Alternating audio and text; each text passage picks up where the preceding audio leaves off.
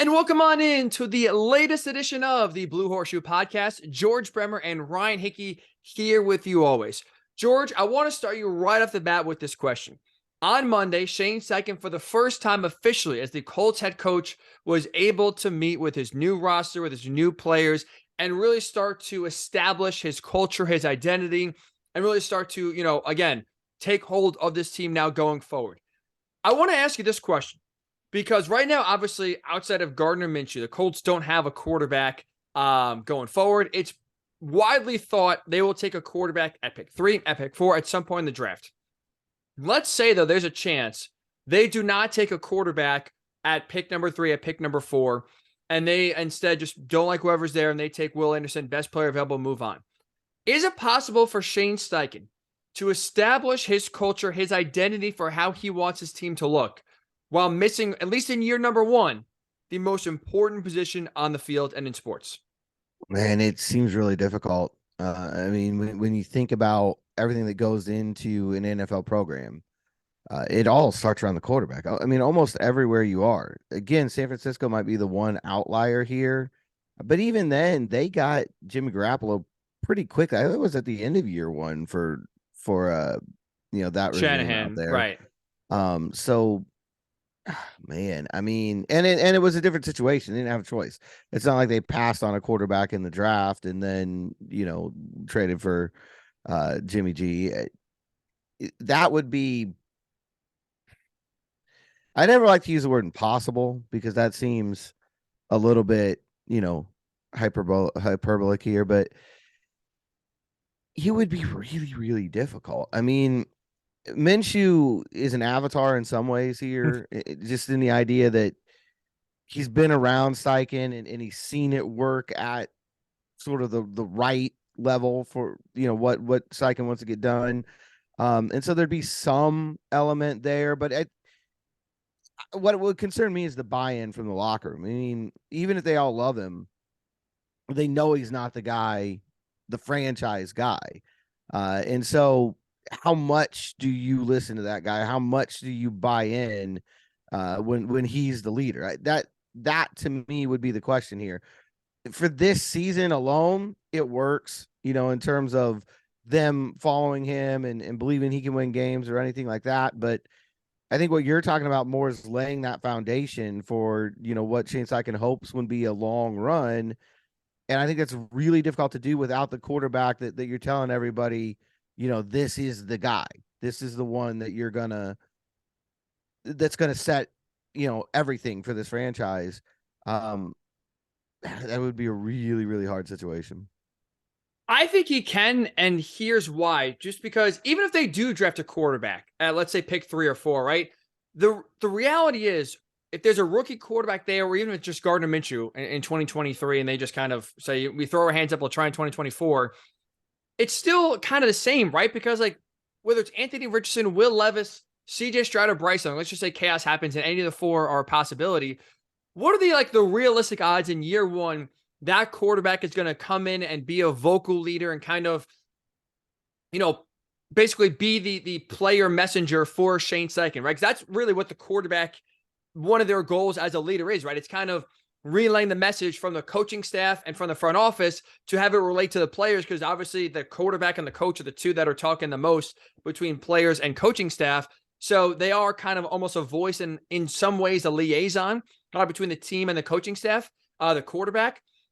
But in year 1, that's not going to realistically happen, right? The Colts have established leaders in Quentin Nelson. They have Shaq Leonard. So you would think if you're Shane Steichen, whether Anthony Richardson, whether Will Levis, whether CJ Stroud, whether Bryce Young, whether Hendon Hooker is in the room or not, or whether it's just Gardner Minshew and Sam Ehlinger, you still think as a leader of the team and trying to win over the locker room and establish a culture going forward, you would think you're talking to those guys anyway, right? Like DeForest Buckner's of the team, where the Colts do have a solid mix of young players, but also established veterans, where you would think, especially early on, I'm going to talk to these guys first. I'm going to try to get them to buy in, because if Quentin Nelson can buy in, if Shaq Leonard can buy in, then they are kind of, more the leaders. Jonathan Taylor, Michael Pittman Jr., they can kind of carry the young quarterback along compared to putting that on Anthony Richardson's plate or Will Levis's plate in year number 1 and expecting them, on top of learning the system, on top of everything else that goes along with the challenges of being a rookie quarterback,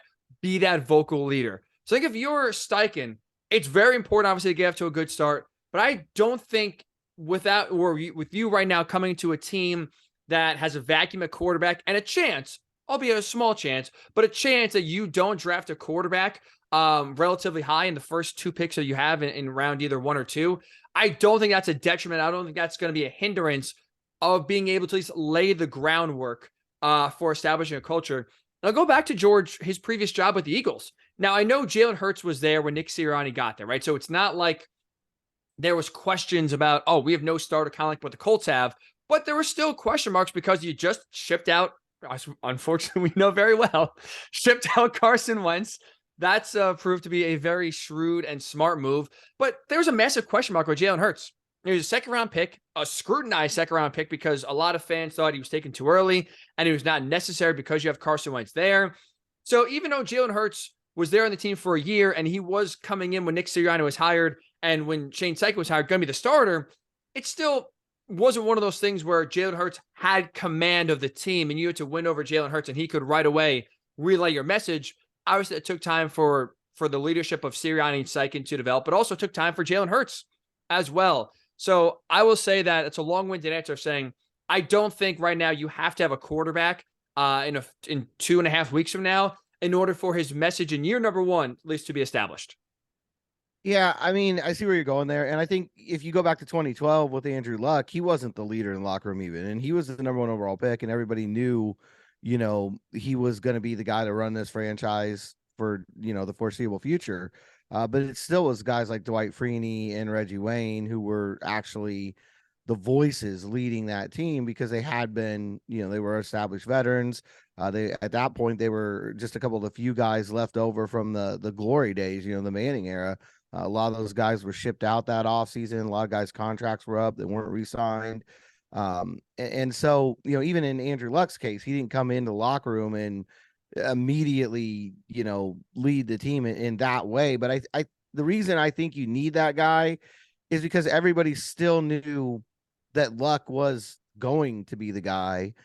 But also he was learning from them. And I think that was an important part of it too. When he did finally shift over to being more in a leadership role, like around year 3, a lot of it, and he talked about it a lot of it came from guys like Reggie Wayne and Robert Mathis and Dwight Freeney, who sort of taught him how it's done. And so I think Luck being there day 1 helped a lot for him. If he had come in a year later, then Dwight Freeney wouldn't have been there. And there would have been one less guy, in that room to help with that transition. But also, I think the locker room just knows it more. And to me, it's kind of goes into, the same argument. And I'm sure we'll talk about this at times, maybe today, maybe down the road, about whether or not it's important to take a guy at 3 or 4 over, at 35. I think the most important thing that Steichen can do right now is sell this team that whoever it is that comes in is the guy and is the guy for the future. If you pass this year, you're kicking that down, you're kicking the can down the road. And so there are things that can be established that the rookie can come into in 2024 for sure. There are things that culture wise that can be set, but I just feel like you're wasting a year of development, both for the rookie, but for the team as the whole. They got to grow together. It's not one without the other. They have to grow together. And I think that first year is very important for a head coach, obviously, in so many ways. And I just feel like the quarterback being a part of it, things just run more smoothly with him on hand than it would be if that the guy, who's at that position is just renting. Let me ask you this question, because you've obviously been in a locker room a million times more than I have. So you've been around the players, kind of what works and what doesn't work. From at least an outsider's perspective, of someone who, again, is not there day-to-day, interact with the players in the locker room, getting kind of feel for the team and how things are going. I at least think it's possible for a coach to establish a culture without a quarterback if you are holding everybody accountable. If you're not playing favorites, I think if you're coaching Gardner Minshew as hard as you're coaching Jonathan Taylor, as hard as you are, yelling at DeForest Buckner to set an example, or even yelling at your coaches to hold everyone accountable and, be doing things the right way, at least for me, again, as an outsider perspective, I feel like that approach would ingratiate respect and have, again, players be able to buy in without having it, like you said, that quarterback there where you can kind of look to that everyone rallies around. Would you agree? Like, would you agree with that? That you still can at least have players buy in, and part of that way is just everyone accountable, not kind of playing favorites. Yeah, I mean, absolutely. You can have players buy in, and you can set the culture as far as like what the expectations are, around the room. You can make it clear what's going to fly and what's not, what's expected, of everybody under him. Um, the groundwork for that absolutely can be laid without the quarterback. But like I said, my fear is that the new guy comes in a year later and now you've got to change some things because the quarterback's personality plays into this as well. Even if he's not the leader right away, you're still, the things that you're doing are based around him. Ultimately, they always are. And so, Gardner Minshew's kind of a laid back guy, man. I think people, without even really, meeting him or talking to him in person, have an idea of, who he is. And he's a free spirit, and that's, I think it's good right now for this team because there's been so much negativity and drama and stress around the building. And I don't think it's bad to have a quarterback right now who's a little bit more chill and, is like going with the flow and kind of bringing down the temperature of the room a little bit. But what if you draft next year a guy who's super hyper intense? It's going to change, even though the rules and the basic ideals are there. The personality of the locker room is going to change. I just feel like it's better for everybody to bring that coach and the quarterback in at the same time and just lay it all out. This is how it's going to be for the next 10 years around here. Now, it won't always work that way. Quarterback might get hurt. Quarterback might not work out. The head coach might get fired. You're not guaranteed 10 years. Things don't go to plan, together. George. No. I mean, we've certainly never seen it happen here. Definitely not. But I think that you have to sell it that way. When Steichen comes in, he has to make these guys believe that he's going to be the head coach here for the next decade, and this quarterback's going to be the quarterback for the next decade, and they're going to win Super Bowls. Can you do that in 2024? Absolutely. I just think you're missing something in that first year. Maybe it's a tiny bit. Maybe it's 5%. It depends on who the quarterback is, and it also depends on how good of a job Gardner Minshew does. But I do feel like there's something, you're losing something if the quarterback's not here in year one. That I cannot argue with. And again, I still think you can build a team on the outside first with the quarterback, kind of being the last piece, if you will. And we'll see if the Colts take that approach. But again, seeing how the quarterback board shakes out, including some activity here at number 3 with the Cardinals. We'll get into that here in a little bit. But one of the last things I want to throw out there to you, George, in terms of Shane Steichen and what this kind of team will look like. So he is talking to the media for the first time again after meeting the players on Wednesday. We are recording this on Tuesday, so we will be back to react to what he said and what some of the players said on how the first few days are going. But Shane Steichen did talk to Albert Breer of Sports Illustrated earlier this weekend as kind of like a preview of what he's going to say to the team and what he wants to instill in this team. And he laid out 4 pillars that he wants to instill in this team right away. And he said the first meeting we were talking about these 4 characteristics, these 4 areas, when I'm going to hammer home, this is what I want a team to look like. And he mentioned character, having really good people on the team, preparation. He said he believes separation in this league, or the biggest separator in this league, is how teams prepare on a week in, week out basis, year in, year out basis. He wants consistency. He wants guys that are relentless. So again, it's all, like you mentioned, everything sounds good now when there's very little actually action to act on and put things in place. So the words sound good, but at least from hearing what he's saying early on and kind of where he came from in Philly, I think it's safe to say this Colts team, I think their identity, whether they have the quarterback in 2023 or not, I think it's safe to say we're going to see this team have an edge, have almost like a chip on their shoulder for the first time that we've seen them play with, maybe even since Frank Reich's first year. I like Frank Reich a lot. The one thing I will say that I think especially was very evident towards the end was this team, I think too many times they did not have that emotional juice, did not have that chip on their shoulder. They came out too flat, especially as we saw it, that led to a lot of slow starts.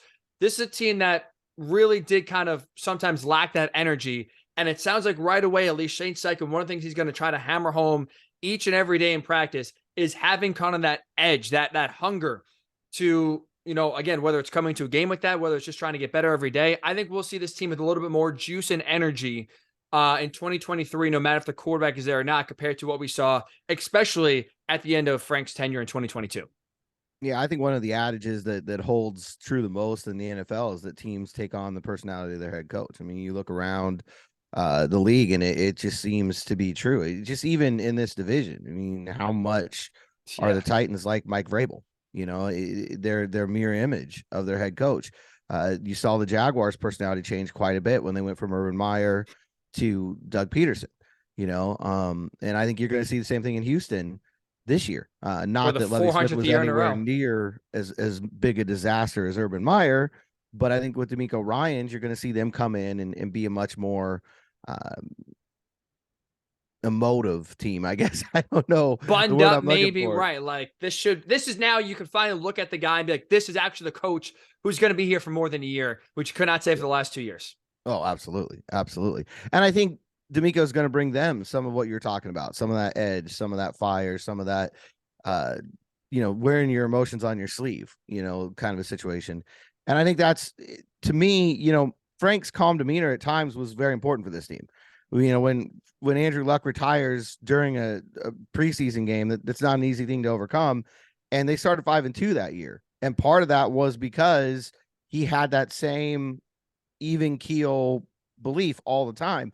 But I also think as things got legitimately bad the last couple of years, the end of the season with Carson and pretty much all of last year, it was detrimental because not that they needed to panic, but there was a little bit too much, okay, things will work out. This is just a bump in the road. That's their mentality all the time. There were times that carried them through some really tough spots. And I think last year in particular, it gave them a false sense of security, I guess, for a lack of a better word. Yeah. That they didn't really have that urgency. And I think you're going to see Shane's just a different guy. I think everybody knows that just from the little bit he's been in front of the cameras already. He's more of an excitable guy. He's more of an energetic guy. More like Nick Sirianni, I think, than like Frank Reich in terms of, the two guys that he's worked with that people here would be familiar with. He's closer to Nick Sirianni. I can't see like Frank doing chest bump celebrations on the sideline, for instance. Or yelling really at fans, style. This win is for you. Yeah. Right. Frank Reich's not going to do that, in Carolina. But I think it'll be interesting to see how the team responds to that, because there's a lot of carryover. I think that's one of the things that's a little bit unique. Normally when head coach comes in, it's totally new roster. And there was change. There's change every year in the NFL. But as of right now, and we'll see how things play out by the time, training camp opens. As of right now, there's still a lot of people on this roster who were here, for a long part of Frank Reich's run, not just a year or two, but a good chunk of it. And I think it'll be interesting to see how those guys react to a totally different style, as the head coach. And I think in some ways it's something the team needs, that little bit of jolt. Like you said, that little bit of chip on your shoulder, that idea of, okay, it worked really well. I know in Chuck Pagano's first year, when he came in, one of the things they talked about from, I think, day one of this day, the team getting together, was that they were number 32 in the power rankings. I forget which one came out, but they were number 32 in the power rankings. And it was something that they had t-shirts made and, had that highlighted. I'm not sure that's something Frank ever would have done. I just feel like he would have, we don't look at things like that and just moved on. But it feels like, and we'll find out, it feels like something Shane would lean into. And whether they're 32 or not, there's definitely a lot of pessimism about where this season is headed right now that he can use. Oh, the motivation, the bulletin board material will be plentiful. It's already been plentiful, George. And like I said, it's only going to continue. That is for sure. And look, obviously Nick Sirianni was a big establisher of the culture in Philly, but obviously Shane Steichen was part of that. And you see this Eagles team this past year winning 14 games. There was no complacency whatsoever. There was no point at any time in the season of them kicking up their feet and, oh, we're good. And, oh, this is a great year. Look at us. It's like every week they still came out with something to prove. And again, I think that, like you said, especially in the end of 2021 and in 2022, that was missing from the Colts. Things got a little stale. So you hope that Shane Steichen can revitalize that, like to kind of almost rattle some cages, serve that as a wake-up call, and not only have it, start day one, but also continue that through hopefully what is going to be a long tenure here where it doesn't just peter out or it's not a 1-year thing and then you kind of, slip by and let it go.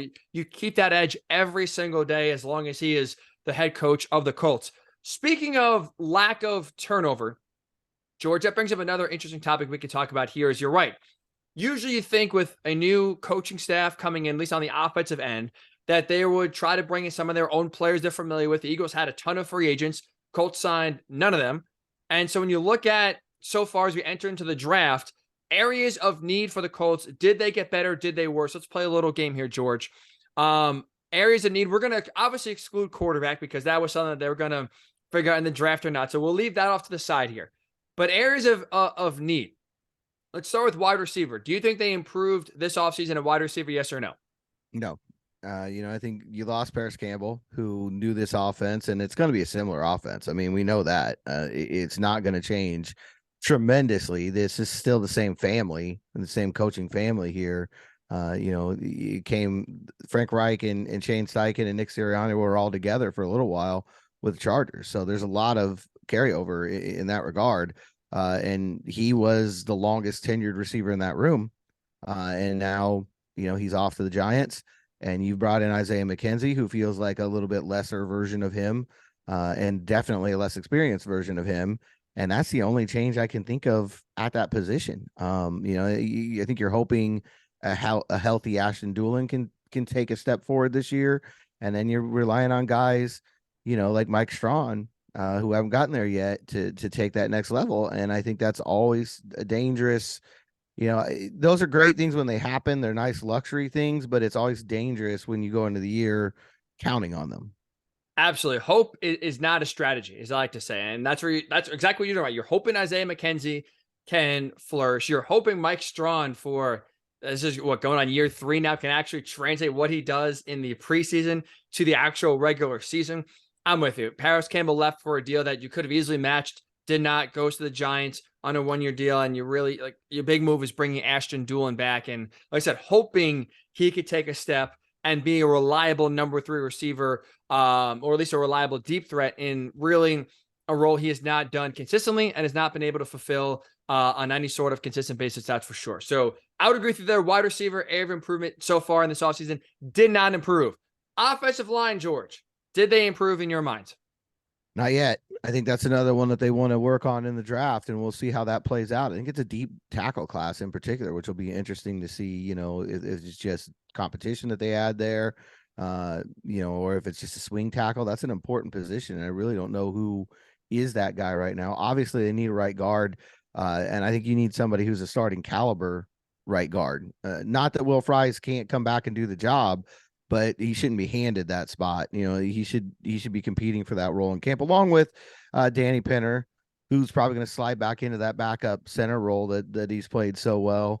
But have they made any additions on the offensive line to know? For my money, I can't remember it right now. And again, it seems like the goal is internal improvement. Now, there's a little bit more to bank on. You're hoping that Quentin Nelson doesn't repeat the worst year of his career. You're hoping that Ryan Kelly's able to shake off, some of the slump that he's been in the last couple of years. You're hoping Braden Smith can get back to that near Pro Bowl level he was at. That I think you can count on a little bit more than what you're counting on a wide receiver, because you've seen those guys do it before. But again, Chris Ballard stood up in front of us at the combine and said they're going to make sure that they've got competition and depth on the offensive line, and there's still time to do it. And I will note there, in this regard too, to be fair, the guys that he's brought in that have provided that depth and competition and done a good job with it over the years, guys like Chris Reed and Matt Pryor, they were later pickups. They were summer pickups. They weren't, major signings in the spring. So I don't want to say it's done and it's not going to improve, but certainly as we sit here on April 11th, it has not improved.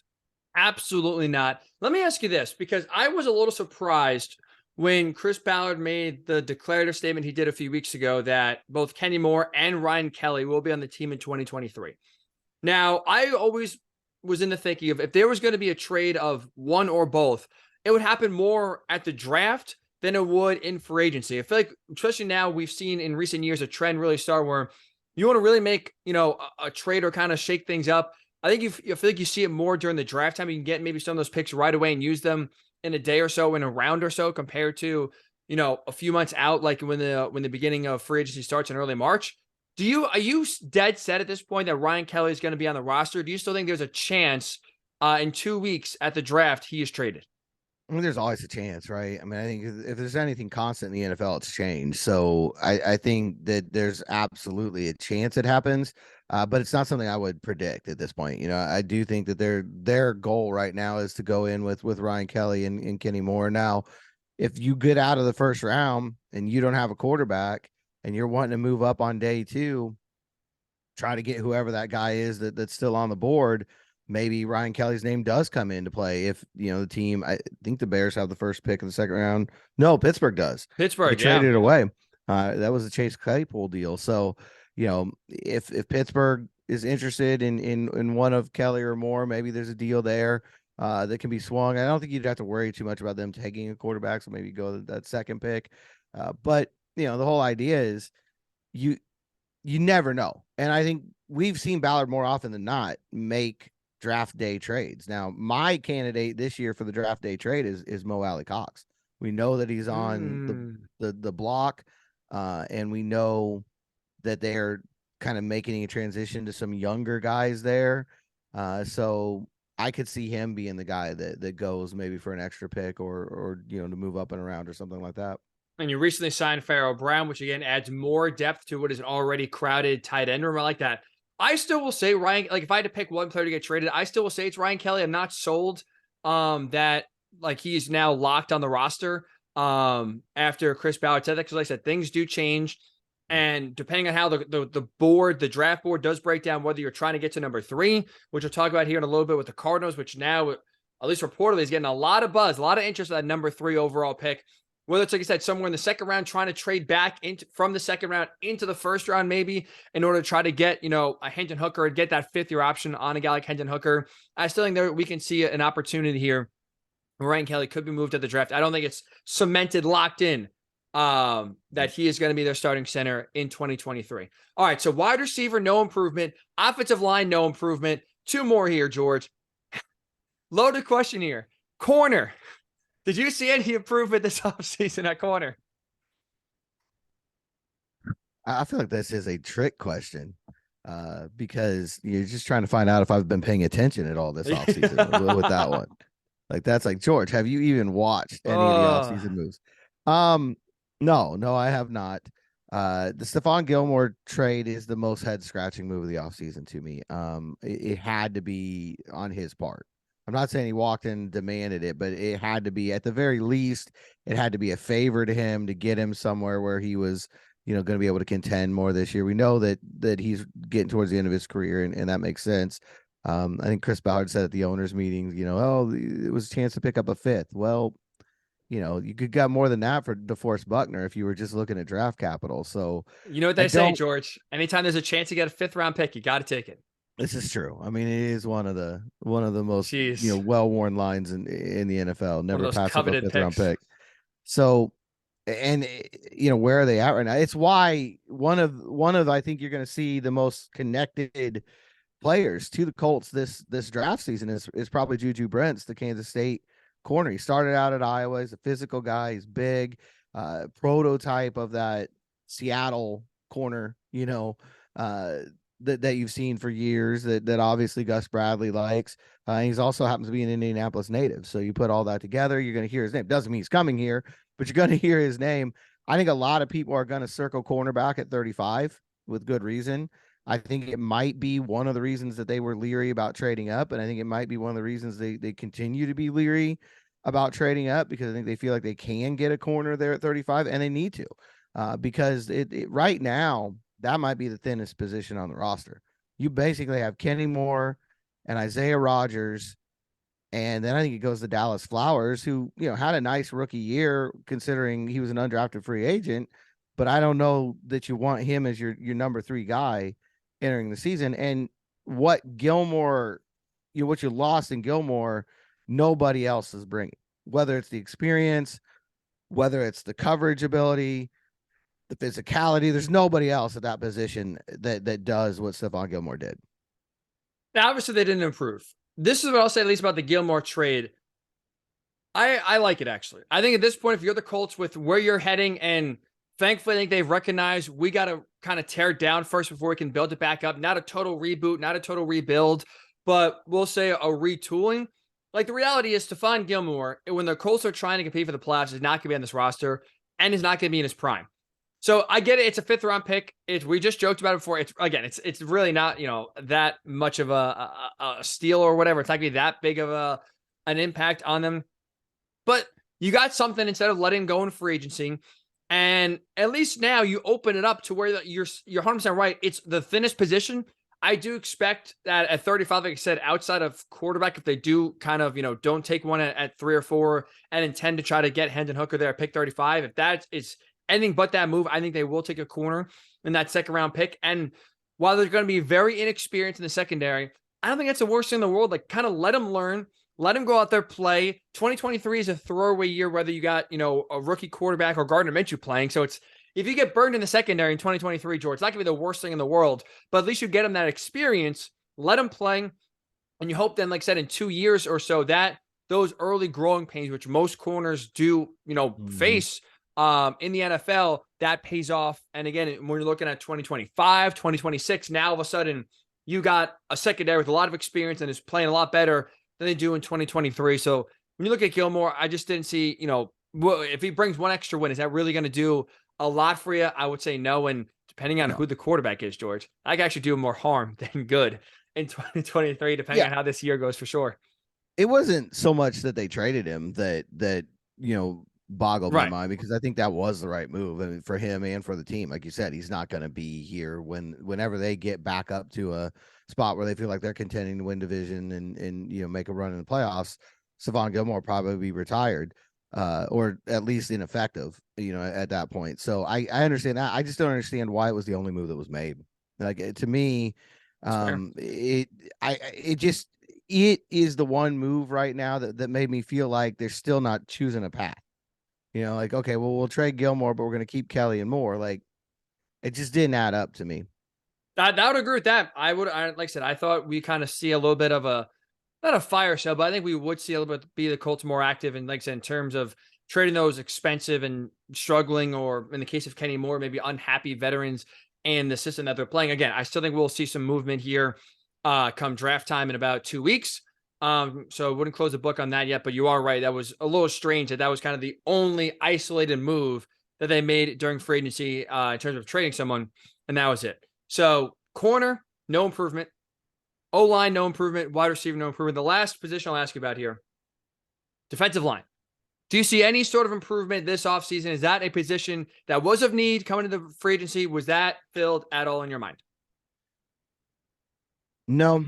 I think you lost Ngakoue, who led the team in sacks, and you brought in Samson Ebukam, who has upside. I think it's going to be interesting to see how much of that was due to playing on the opposite side of Nick Bosa, and how well he can do now when he's going to be more the focus of opposing offenses. But same situation. I just didn't see them go out, and maybe they addressed that in the draft as well. But you've only got so many picks. And so I think defensive end is another fairly deep position here. Maybe you can get somebody with that 3rd rounder that you feel good about, but it's probably not going to be in year 1 better than Ebukam. And again, I think it's the one thing that I see again and again that we keep bringing up.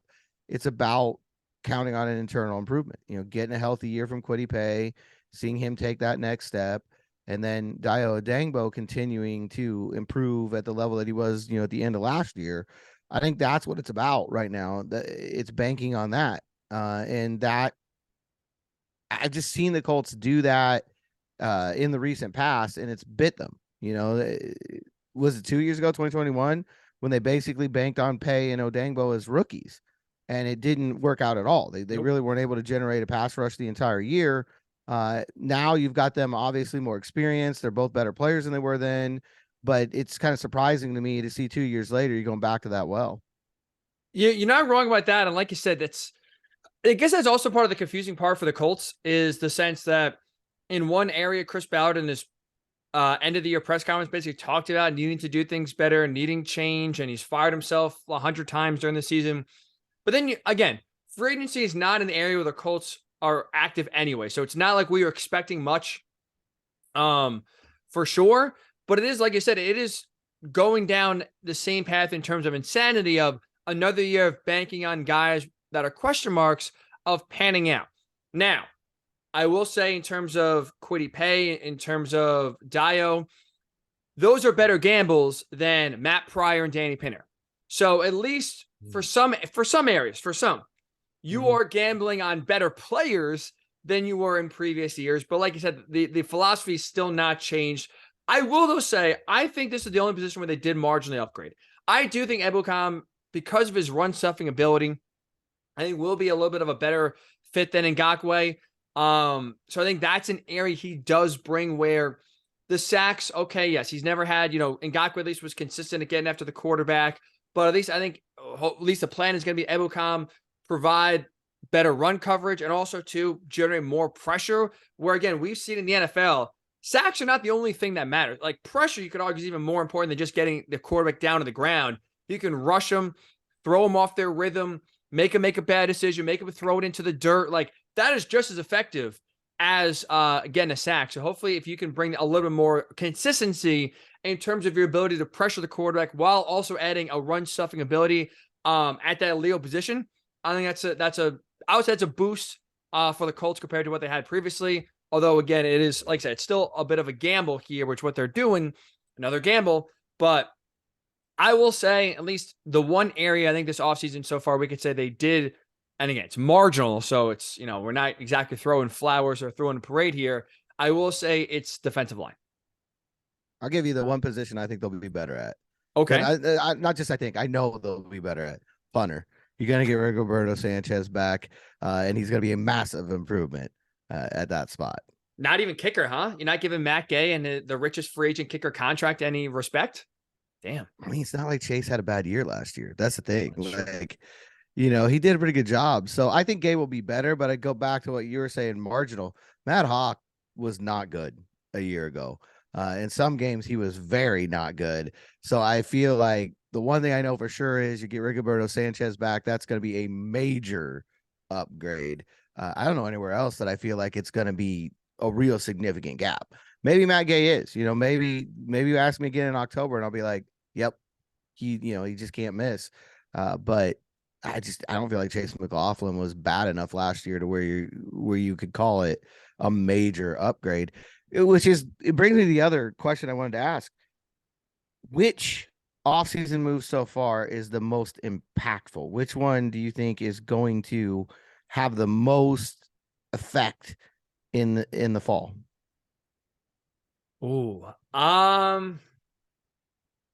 Which will have the most effect? Do you have your answer?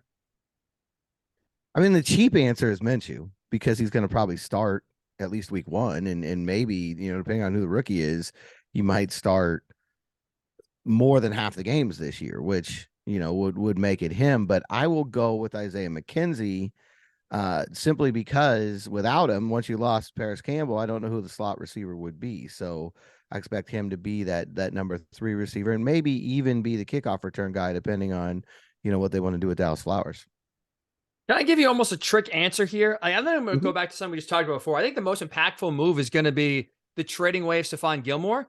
Do you think it's going to tell us what we need to know about Isaiah Rodgers, who is someone that, and there was a lot of buzz and a lot of belief that he could legitimately be the number 2 corner last year. Never really got too much of an opportunity. Brandon Faison was always kind of the go-to guy. Now he is gone. And now with Stephon Gilmore gone, like it's truly going to be, sink or swim for a lot of these corners. Isaiah Rodgers, we believe they're going to draft at least 1 corner as well. So, and even the safeties, I think, as well, you'll see, because now their importance, even though that's still another group that's pretty young and inexperienced, I think you'll kind of see the secondary now be forced to almost sink or swim. And again, in a year where it could be Gardner Minshew most likely starting, let's say, at least half the games this year, bare minimum, I think that's like, let's figure it out. Because I think that is one of the most important positions Now, especially when you're in the AFC, right? When you have Mahomes to deal with and Joe Burrow and Josh Allen, and we believe Aaron Rodgers is coming and maybe Lamar Jackson stays. Like, obviously, it's no secret. The AFC is loaded with great quarterbacks all throughout the conference. Trevor Lawrence, hell, if the Texans hit on their quarterback, but it's Bryce Young or CJ Stroud, that is going to be one of the most important positions to try to lock down and get right. And so if you are basically doing a baptism by fire, finding out Isaiah Rodgers, can you play? Can you be relied upon? Kenny Moore is probably not going to be that impacted that much. And again, he's already kind of talked about his not love of the system. So we'll leave him out of this. But whatever rookie you draft, if you can kind of at least see some positives, I will say that's going to be the most impactful move, just because it's not going to, I think it's going to contribute more to losing than winning in 2023. But I think it will help in the long run here really kind of establish and get you at least a line of delineation of who can stay and who can play and who can't. And at least from there, you can start to map that out. I like that. No, I really like that. And it's, putting some deposits in the bank, right? You're trying to let these guys go through some of that trial by fire so that in 2024, 2025, 2026, as your young quarterback is starting to come into his own, they are too. I mean, that's the idea. Right. I think that really works. The other under the radar one I just thought about when you were talking about it might be Pharaoh Brown. I mean, you mentioned him earlier, but if he can come in and block, and I think that's what he's here for. One of the things they were missing the most last year was Jack Doyle. When we talk about the run game and why it didn't live up to expectations, Jack Doyle being gone was a big part of that. And Zach Pascal being gone was a big part of that as well. Yes. And maybe Doolin, a healthy year from him, that might be where he helps a lot. He was a good blocking receiver and did a lot of those same things Zach Pascal did, but he was hurt a lot last year. You didn't have him out there. Pharaoh Brown can come in and kind of, he's not going to be Jack Doyle. That's asking a lot of anybody. I mean, when Frank Reich says that he was, arguably the best blocking tight end in the NFL, that's not overstatement. He really was huge to that running game. So I think maybe Pharaoh Brown, if he can come in and give them 65, 70% of Jack Doyle and get Jonathan Taylor back on track and potentially a certain running quarterback that they might be interested in at the number 3 or 4 overall pick, that could be a really impactful move that right now doesn't really seem to be high on the radar. And allow Jelani Woods to continue to be established and work on his craft as a receiver. And so best case scenario, obviously you're hoping for the 2018 duo of Jack Doyle and Eric Ebron, which, for Ebron set records in terms of how great he was at receiving touchdowns. And obviously Jack Doyle, like I said, really helped blocking and really helped add to the protection and just be a security blanket as well. So I like that, because that's kind of what the blueprint you're going for, is kind of replicate that 2018 tight end room and bring it back in 2023. We can get some blocking down and also, again, be able to unleash Jelani Woods a little bit, maybe make the game a little bit faster for him, a little easier. And now we can, see a little bit more consistency from his play in 2023. All right. So you teased a little bit there, George, picking a quarterback. Actually, really quick, for one last thing I want to wrap up here. Outside of quarterback, let's just say, for argument's sake, they take a quarterback at pick 3 or 4. So that's out of consideration there when you're talking about a round 2 selection. Outside of quarterback, what is the most impactful position, or what is the most important position the Colts have to prioritize here in the draft? I think it's corner. I think we kind of went over that a little bit, but I think you just need to bring in that future guy there. The same way you got to do it at quarterback. I think you got to bring in a corner that's going to be the number 1 guy, or at least the number 2 guy here long term. So it'll be interesting to see. Can you do that at 35? I think they can. It'll be interesting to see if they're able to pull that off. Beyond that, though, since we talked a lot about that corner spot, I think receiver again. And I feel like we talk about that every year, but you've got Pittman, who's in his last year of his deal, by the way. So, you don't know exactly what's going to happen with that. You've got Alec Pierce, who you're hoping, and back to that strategy again, you're hoping that he's going to take a big jump in year 2. And there's reason to believe he might. You saw some flash from him as a rookie that could suggest he's going to have a bigger year this year.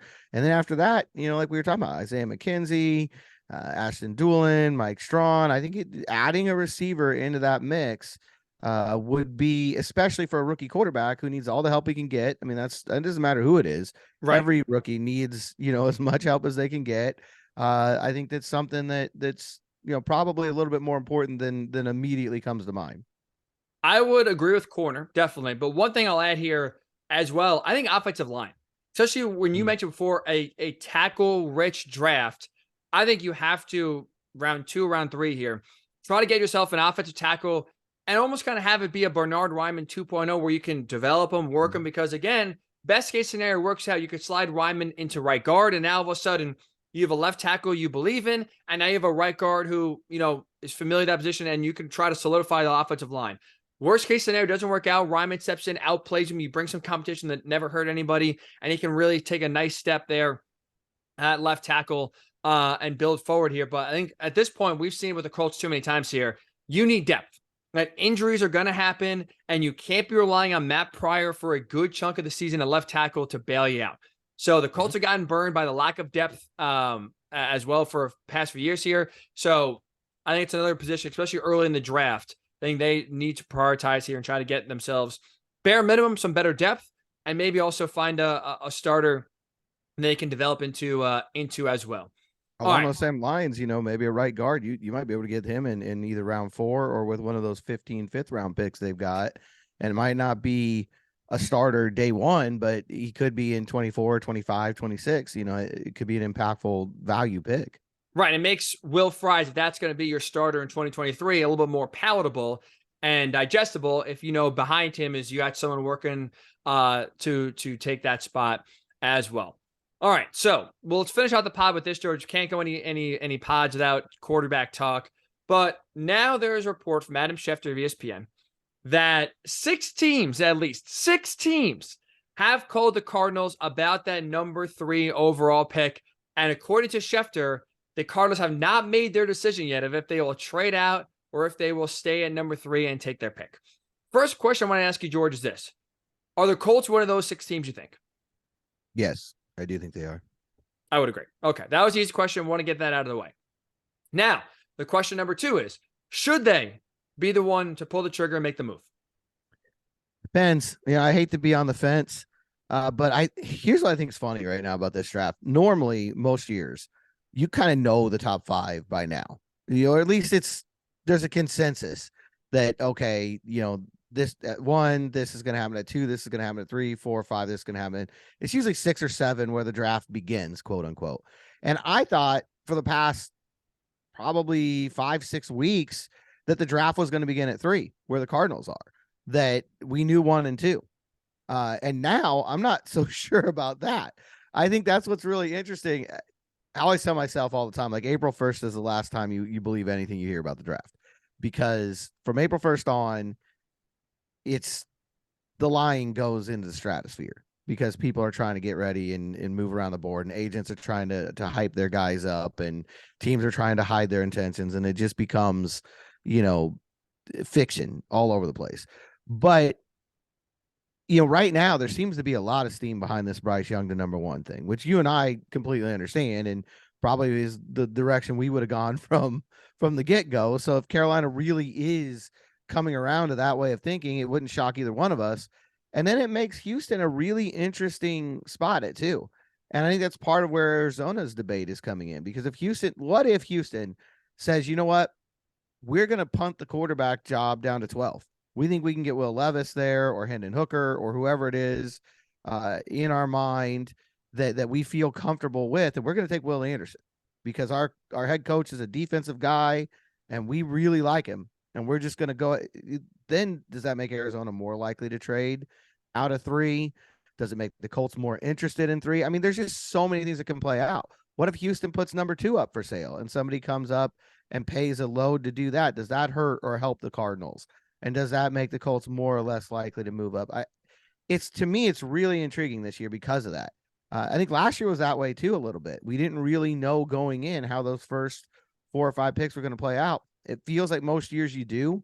You kind of know what teams' needs are. You know who the top players are. And it usually, there's always like one surprise in there, but it usually is pretty close.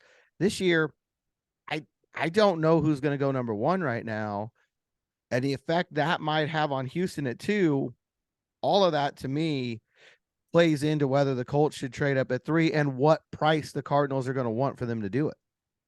So I'll say this first. The Colts absolutely should not trade up to number 3 until the Cardinals are on the clock. Mhm. Like if a team wants to just blow them away right now, kind of like what the Panthers did to the Bears, and get out ahead of it and sit there at pick 3 before the draft is underway, I think that's a mistake for the Colts. Because the one thing that we have not heard a lot, clearly, right? The Colts have been very tight-lipped about anything and everything they're doing scouting-wise, who they like, who they don't like. We basically know nothing. Mhm. But I think the one thing we can say for certainty for the most part, or with a lot of confidence, is that the Colts do not see a lot of separation between 1 and 4, maybe even 1 and 5, right? Between, let's say, Bryce Young or CJ Stroud, whoever you have there at number 1, and Hendon Hooker at number 5. They see them all pretty close together.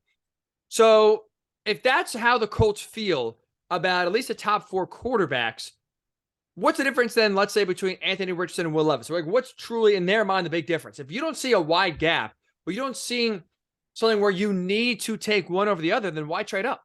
Like, you Mhm. shouldn't give up assets then and just stay at 4, get your guy, because in what the Colts are telling us, at least, they don't see much of a difference between Bryce Young and Will Levis. I would disagree with that, but they don't. So if you don't, then follow your board, follow your convictions, stay there at number 4. Doesn't matter who wants to trade up to number 3 and who they're taking and who they like. Stay there and get whatever guy you want, and you keep the assets that you need, and go with a quarterback that you think is not, drastically either worse or better than what your board is telling you. I mean, because look, the one comparison I want to make here, because it's a little tougher, I guess, in terms of moving up one, right? We haven't seen too many times moving up just one pick. Most recent example I can think of, at least, and correct me if I'm wrong here, if there's one more that happened more frequently, but you go back to the Mitch Trubisky Bears 49ers trade in 2017, right? The Bears moved up from number 3 to number 2. Basically, the same thing is moving up from 4 to 3 in terms of proximity. So in order to move up the one pick from 3 to 2 and get Mitch Trubisky, the Bears gave up their current pick, right? That was the 3rd overall. They gave up a 4th round pick. They gave up a 3rd round pick. So they gave up 3 picks overall, I'm sorry, 4 picks. I misread that. Overall pick, a 3rd round pick, a 4th round pick, and then next year's 3rd round pick. So 2/3, a 4th, and their 1st round pick in 2017 to move up one spot. If that's going to be a similar offer, the Cardinals want obviously the 4th overall pick from the Colts. They want a 3rd round pick, a 4th round pick this year, and a 3rd round pick next year. I'm not doing that. That to me is a lot to give up to move up one spot to get a quarterback that, at least everything we've heard from Chris Ballard, is that he doesn't see much of a difference, much of a separator.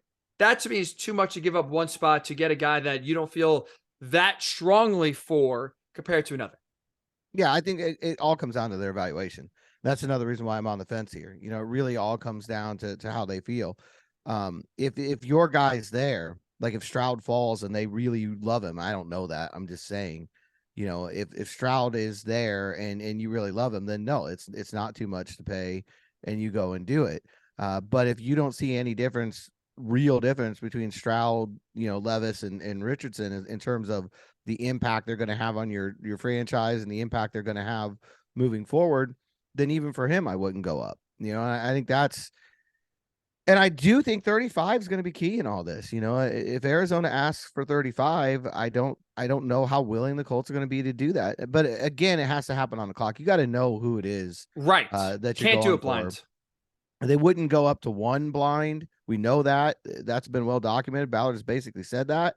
That they would not go up to 1 blind. So I don't know why you go up to 3 blind. I mean, that even makes less sense. So yeah, I think you got to wait till they're on the clock, and then it's got to come down to evaluation. If you do make the move up, you've got to have that conviction that this is the guy. I feel like with all 3 of them, they're going to sell something different. If they get CJ Stroud, they're going to say, well, accuracy. We told you how important that is, and that's why he's there. If they get Anthony Richardson, it's obviously going to be ceiling. This is a move for the future. We think he can be a great player down the road. And if they get Will Levis, I think they're going to sell leadership. I mean, everything you hear about that kid is that he is an A+ leader. So to me, if that's the way they're looking, these are 3 traits that they really value, and whichever one they get, they'll emphasize and they'll build around, then don't trade up. Right. That's the thing. That's why I'm with you. Like, you cannot trade up until the Cardinals are on the clock and you know who's out there. Again, our evaluations, right, are different than Chris Ballard's. If CJ Stroud falls and the Texans do not take him at 2 and he's there at 3, I'm in for trading up. I would do that. But if we're talking about Levis or Richardson and the Colts have told you that we don't see that much of a difference, then at that point, then let someone else trade up, take Anthony Richardson, you take Will Levis. Like you said, they're going to sell you on, they like one aspect from each different quarterback, and keep your assets and let's start building, a team starting with pick 35 around this quarterback. So I am with you there. We're definitely not trade up blind. Probably would not trade up in general, especially with, again, when they're talking about how close they feel each prospect is. The price, we don't know the price for the Cardinals, what they're asking for, but if you look in recent history, when the Bears gave up 4 picks, including 2/3 and a fourth, it's a heavy price to move up 1 pick to take a quarterback that you're not that much strongly into compared to the other ones still on the board. Let me ask you this, if this changes your theory at all, because one of the teams rumored, believed to be calling the Cardinals at number 3 are the rival Titans. Titans took a swing on Malik Willis last year. Similarly, it seems like a one and done. They have no interest in seeing that again or having him compete for the starting job. If it's the Titans, so let's just say Arizona calls you the day before the draft. Hey, look, Tennessee gave us this offer. If you match it, pick is yours. If not, we're going to give it to the Titans. If the Titans are the team that is trading up to number 3, does that change your opinion on whether you would stay at number 4 or not? Well, first of all, I think the Titans are a real threat to do that. I mean, let's not forget that Monty Ossenfort came from Tennessee.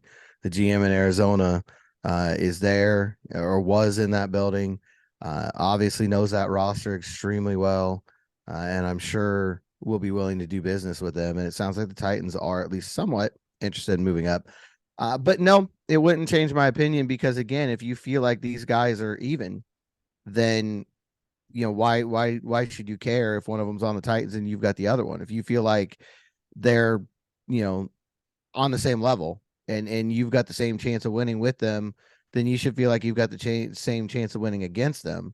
So no, to me, it all comes down to your own valuation of this quarterback class, in all honesty, because again, me personally, I wouldn't want to see CJ Stroud over there in Tennessee.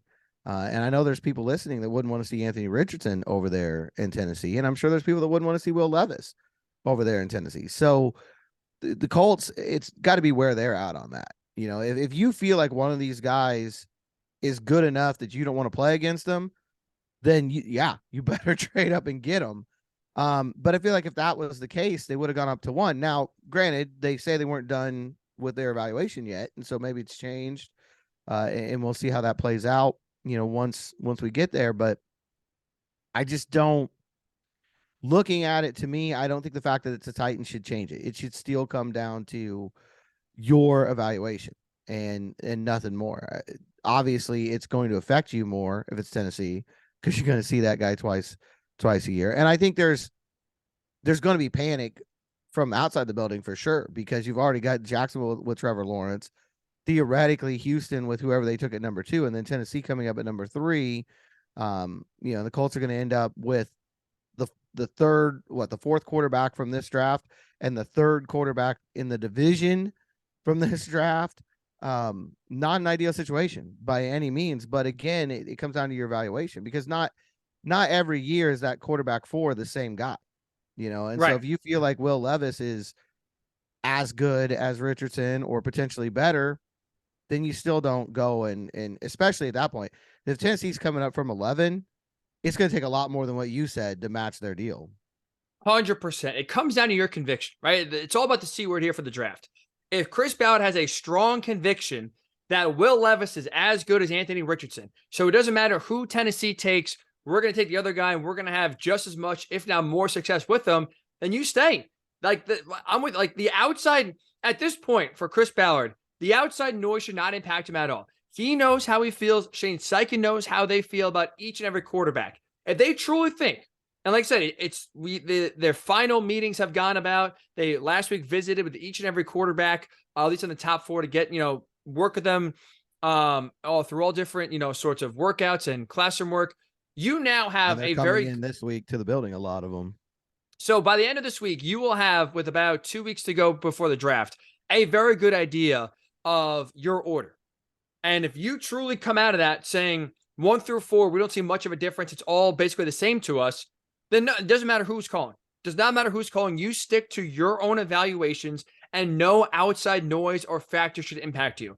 Now, if you truly sit there and saying there's a major gap between Levis and Richardson, we need Will Levis, then okay, go up to number 3, go get Will Levis if that's who you think that, is going to be taken off the board next, and make sure to get the quarterback you believe in the most. But from everything we've heard so far, there's not a lot of separation, not a lot of really, a massive gap, we'll say. Then stick to your board. Do not, whoever's calling, whoever's trading, whoever they're taking, should not impact your moves. That's what I think gets teams into a lot of trouble when they start hearing whispers, when they start looking at, who's the team? Oh, we can't allow that to happen. And they start allowing like almost, the public to be the GM of the team instead of, falling back on the work you have done. So I'm with you there. Titans to me are irrelevant. If they want to trade number 3 and the Colts are sitting there telling you 1 through 4, we feel comfortable no matter who's there, then so be it. Let the Titans trade up. Let them give up the assets. Like you said, going from 11 to 3, maybe a first round pick, definitely a second round pick involved in that trade for sure. You're going to have to pay a pretty penny to move up 8 spots. So let them waste the draft capital, let them go for it. And you can still feel confident that whoever you get there, number 4, you will still have a lot of success with. And we won't be sitting here 5 years from now, kicking everyone kicking ourselves, right? But I guess really Chris Ballard kicking himself of not making that move and allowing the Titans to get the quarterback that is ruining the Colts season each and every year. Let's finish with this. The thing is, if it goes wrong, it's going to haunt you. There's no question. Oh, that is for sure. And if you get it, well, the only thing I'll say, at least in terms of that, is you get it wrong, doesn't matter who jumps up in front of you to take the quarterback. Now, it's going to hurt a little bit more if it's the Titans, and maybe we'll expedite your firing a little bit more if it is the Titans and you see him twice a year. But yes, you missed on that pick. Most likely the end of Chris Ballard, that's for sure, no matter who jumps up to number 3 and takes that pick for sure. So, George, I love it. Always doing the fight on USC. Caleb Williams, who was, according to ESPN, in a top 10 quarterbacks of 2023, no surprise, was ranked number 1. And for those Hoosier fans out there, then Michael Penix ranked number 2, by the way, ahead of Drake May. I can say Caleb Williams, Drake May there. So how about that? A little love for the former Hoosier, if he can stay healthy out there in Washington. Let's finish with this, George. You just mentioned before, there is not even right now clarity in who was definitely 2.5 weeks out from the draft going number 1. We thought it was CJ Stroud. There's been a push now for Bryce Young. So even who the Panthers will take, it's still a question mark. Your daughter correctly predicted, which very few did, UConn to win the national title. So she has a sports predictive power that most of us do not. And we were joking on the last pod that she's going to keep it a secret, not tell anyone who she thinks a Colts pick, because she, in her mind, is very confident in who she thinks the Colts will take. Now, whether it was just being a benevolent daughter, whether it was an accidental slip of the tongue, we don't know. But George, you have intel that your daughter has revealed who she is for certain guaranteed that the Colts will draft. Are you able to share that name on the pod? She has. I think it was the 5 Easter baskets, honestly. She got 5 Easter baskets between her grandparents, and I think it just the sugar rush. Easter Bunny was working overtime in the Bremer household. Holy smokes. Loosened up those secrets, man. I'm telling you. Well, it helps. When both your grandparents, you're the only grandchild, she's got an advantage there. She's got a major advantage there. For adults, right? Usually alcohol leads to loose lips. For kids, it's chocolate. It's always chocolate. and so of course she let it out there. She tells me, and I have informed the team, by the way, there are personnel with the team now that knows. So, that's important too. Very. Anthony Richardson, she said, well, her exact answer was Florida. So that, because it's as big as, I don't know that she knows UConn. I don't know if she can tell you that. Just her Huskies is what she knows. So she says Anthony Richardson. So I guess just mark it down, go get those jerseys. It's automatic at this point. If I was you, I would tweet sources telling me Colts will take Anthony Richardson.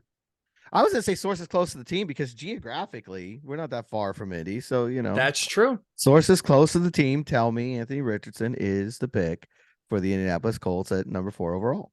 Oh, she does not have them trading up.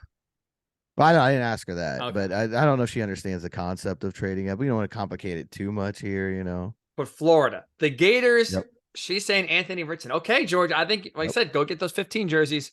Let's go. It's all set. Here's the other question for you. This is important to end the pod on. Who's going to wear number 0 for the Colts?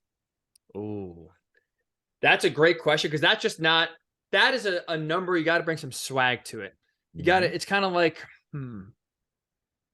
off the top of my head, I'm also going to say this name just to kill a little time and start a discussion. Right now, I would say Ashton Doolin because I feel like he's kind of like Yeah. one of those gadget players, speedster, but also you see him on special teams. I feel like, kind of a Swiss Army knife you can use there at number 0. Maybe I'm also talking because Penn State at their number 0 is kind of like one of those special Mhm. teamer guys who, in the Penn State's example, plays defense also in special teams. That's a great. Do you have an answer right now? That's a great I'm question. I'm gonna go with Zaire Franklin. I like Okay. the Z symmetry there, but also, a leader, a guy who had a breakthrough year. And I just think it'll look really interesting on the middle linebacker there. Going with Zaire Franklin. Playing off of that, I think it would look the best on Grover Stewart. Mm-hmm. Big 0 up Everything. there in the middle of the defensive line. I think it's intimidating. I think it's swag. Yep. I think that would be maybe my vote for who should. I think he brings I'm with you the now. swag you need for that 0 because you do need a little bit of swagger. I'm with you now because I'm always going to vote for Grover, but it's That's also like true. a prediction. It's how many yards you're going to get if you run in that direction. So You run it's in this huge. gap, you are going nowhere. I like that. Okay, I think we Mhm. have found it, George. Just make the push, and it's easy enough, sort of. You just drop the 9. I mean, you got to Yeah, recenter the 0 a little bit, but you're already halfway there. He's already used to having already a 0 halfway in his there. jersey. Exactly. Just let it go. Grover Stewart should be number 0. It's Blue Horseshoe Pod has spoken. Grover Stewart is number 0. What are your thoughts, really fast here, on a quarterback wearing 0? How would you feel if Anthony I think Richardson comes in and says, "I'm going to wear 0"? I think he can pull off whatever. I mean, no one's got as much swag as him. But I was thinking that Gardner Minshew was a candidate, but he's already been announced as 10. So he's another one where you could just drop the 1 there. But Minshew's got that. He's got that number 0 vibe. I don't know if I like a quarterback wearing 0. I don't think so. Minshew is a little different. You're right, because his personality would match it. But Anthony Richardson, Will Levis, even Bryce Young, CJ Stroud, like number 0 and number 1 to me are the same. I don't like it on a quarterback. It almost feels a Yeah. little too cliche. Like, I don't know, number 1, I feel like it looks better on a non-quarterback. I think it brings a little. I think there's more swagger there than it just is at quarterback. And I think 0, like I said, you do need a little bit of personality, and a little quirkiness, which I think would play better on a non-quarterback. So I think 0 and 1 should be outlawed for quarterbacks. That's my personal belief. Cam Newton was one though, and that's one of Anthony Richardson's heroes. So That's of true. course, one's open now. So That's also true. because Campbell's gone, so you can just slide right in there. Grover, there's really no other answer. It's always Grover. Shaq would look prety good. He brings the Yes, personality, but and I think Grover would be better. he's got the personality too. But I just feel like too many people would have to buy new jerseys if it was True. Shaq. So many 53s out there. I don't want to do that to the fan base. Not that there's not. I just haven't seen a lot of Grover jerseys. There should be, and maybe when he goes to 0, there will be more Grover jerseys. You know what? That's actually a great point for the brand. George Bremer, part-time reporter, part-time podcast host, full-time brand manager. You're 100% right. You change from 90 to 0, I think exponential growth in terms of jersey sales. I think you're 100% right about that. They're all over the place. I just think it needs to be done. So Grover Stewart's agent, hopefully you're listening. Maybe hopefully Grover Stewart listening to this as well. Take the free advice from George. If you want to give us a donation, we wouldn't hate it, but free advice right there. You want to get your jersey sales in the top 10 of the NFL this year. Move over Patrick Mahomes and Joe Burrow. Here comes number 0, Grover Absolutely. Stewart. That will do it. Absolutely. So that'll do it for this edition of the Blue Horseshoe Pod. Appreciate you listening. Make sure you check us out on YouTube, Blue Horseshoe Pod, or wherever you do get your podcasts at Blue Horseshoe Pod. The bright blue logo is where you can find us. We will be back on Thursday because on Wednesday we have Shane Steichen and a few players talking to the media for the first time since meetings have officially started. So George will be on the scene. We'll hear what Shane has to say about how the first few days have gone, how players, if they are buying in to Shane Steichen's system, I'm sure we won't hear any players saying, I can't listen to this guy, get him out of here already. I doubt we'll hear that. That's for sure. But we will see how the players so far are liking their brand new head coach, who will be back on Thursday to break that all down. Have a great week. We'll talk to you on Thursday right here on the Blue Horseshoe Pod.